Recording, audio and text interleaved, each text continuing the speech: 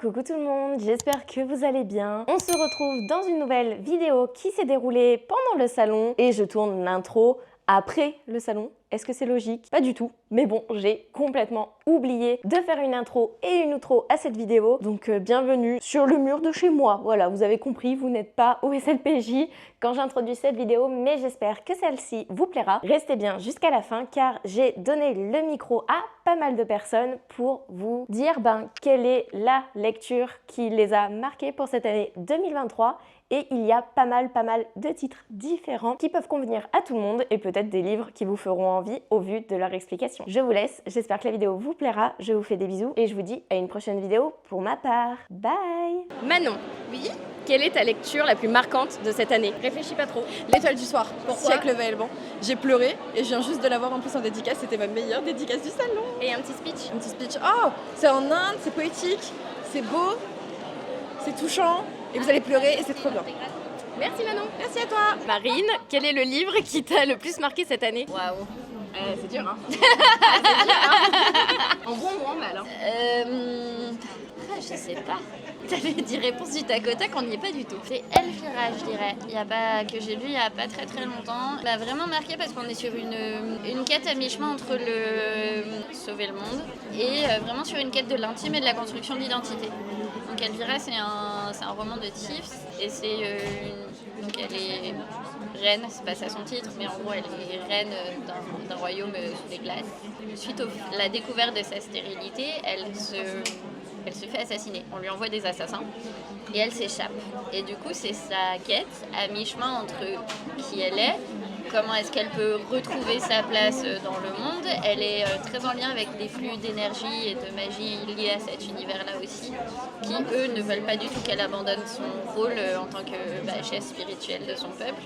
Et vraiment, voilà, c'est un roman qui m'a vraiment marqué sur justement cette réflexion d'identité et de comment tu trouves ta place dans le monde quand tu corresponds pas à ce qu'on en attendait de toi.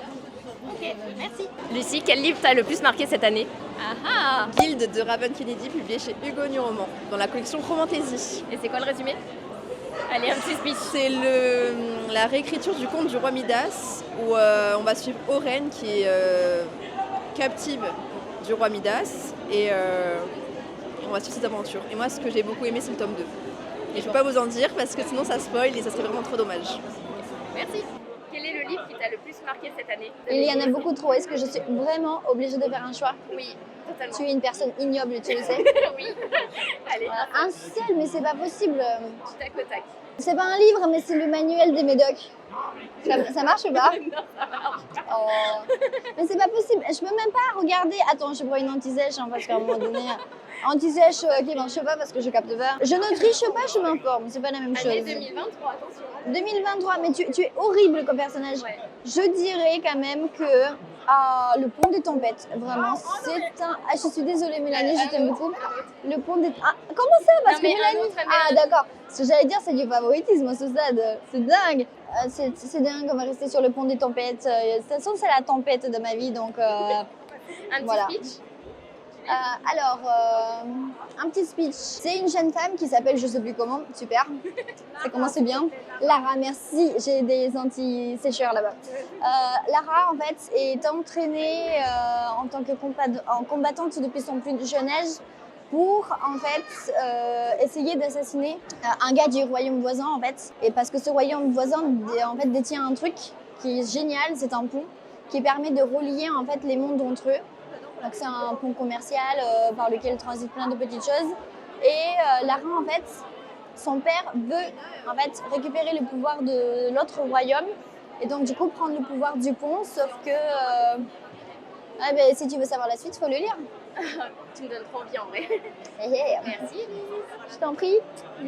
Maxime, quel est le livre qui t'a le plus marqué cette année? Le Porte-Lumière d'Eden Thomas, parce que j'ai vraiment adoré cette histoire, qui est un espèce de Jeux Olympiques de Dieu, où chaque année un demi-dieu doit être sacrifié auprès du dieu de la lumière pour donner son essence vitale, pour pouvoir réanimer la lumière et le soleil. Et on suit le héros qui s'appelle Théo, qui est demi-dieu, sa mère est la déesse des oiseaux.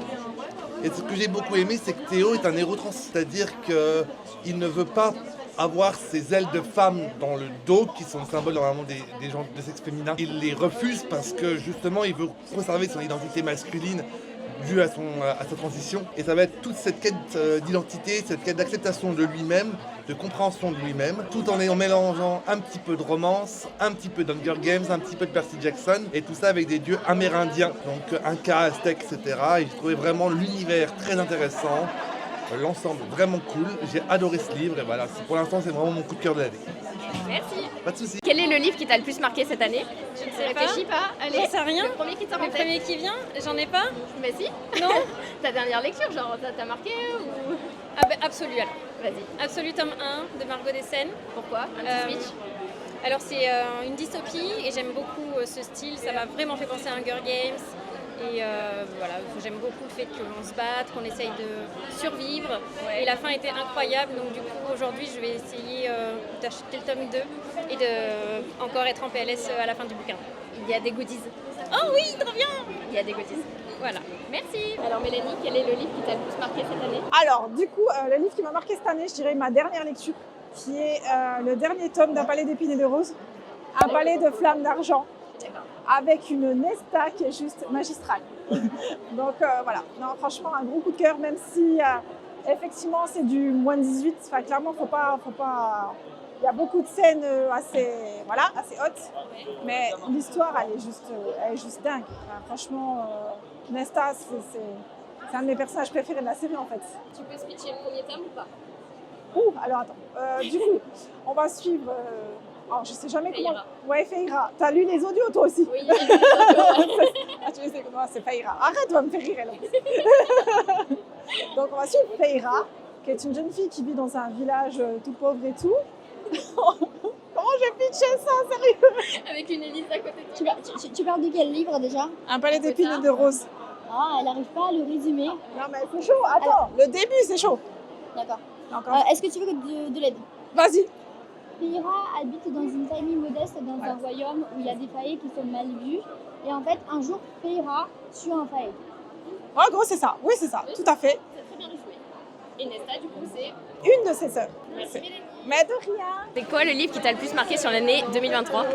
Tac au tac. Allez, réfléchis C'est pas. super dur. ouais. Millepertuis de Julia Thévenot chez Gallimard Jeunesse. Pourquoi? Fais-nous un petit speech. Parce que, alors déjà, c'est un personnage atypique, avec une histoire qui parle de corps, comme on en parle rarement dans les littératures de jeunesse. Ouais. C'est drôle, c'est intelligent, et il se passe plein de trucs où on se dit mais what the fuck. Voilà. Merci. Je t'en prie.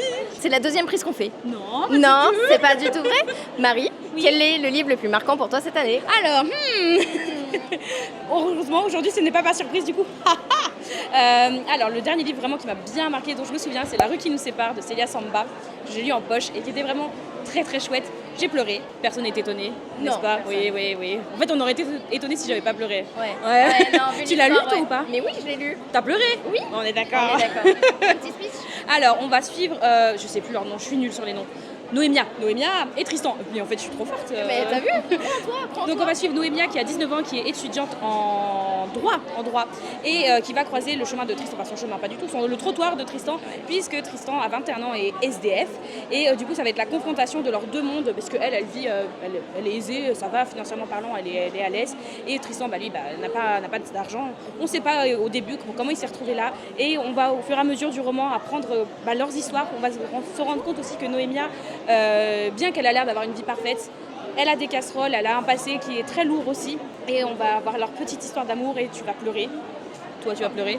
Toi, tu as déjà pleuré. Ouais, je confirme. Moi, j'ai déjà pleuré. Mais c'est un livre vraiment à lire pour tout le monde. Les plus jeunes, les plus vieux, les hommes, les femmes. Tout le monde, faut le lire, c'est génial. Merci Marie. Merci à toi. Le livre qui t'a le plus marqué cette année? Réfléchis pas trop. Aurora Vashti Hardy, Ok. au zoo. Un petit speech? C'est des enfants, des jumeaux qui vont découvrir le monde, découvrir la vérité sur leurs parents. C'est des explorateurs et c'est trop chouette. Ok. Et pourquoi t'as aimé? Parce que c'est des enfants. Non, parce que le Trop Fun Family qui est super bien fait, un jeunesse qui est vraiment très bien fait avec des paysages, des descriptions à couper le souffle et une intrigue très très bien ficelée. J'ai adoré. Ok. Merci beaucoup. Avec plaisir. Et maintenant que tu as regardé cette vidéo, tu peux me dire, toi, quel est le livre de l'année 2023 qui t'a marqué? N'hésite pas, les commentaires te sont ouverts.